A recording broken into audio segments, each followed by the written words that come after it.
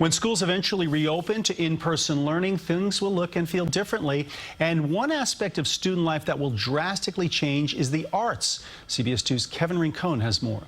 That's the sound of an oboe with a visual of that instrument's aerosol dispersion. The University of Colorado Boulder took a look at how much was spread. Just like we've been putting on a face mask, when the instrument has a cover, it drastically changes what's coming out. The research looked into more than just instruments. It looked at speech, F, G, dancing, and other aspects of performing arts. This is more critical that we have the performing arts now than ever before. Bob Morrison is the executive director of Arts Ed NJ, a policy and advocacy group that backed the study.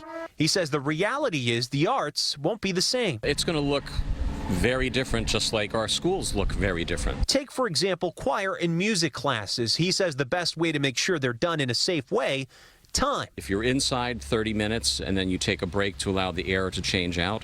If you're outside 30 minutes, take a 5-minute break and then you can keep going. The research also supported by the National Federation of State High School Associations. It's the group that's helped set the rules for high school sports in the tri-state. James Weaver is the director of performing arts and sports.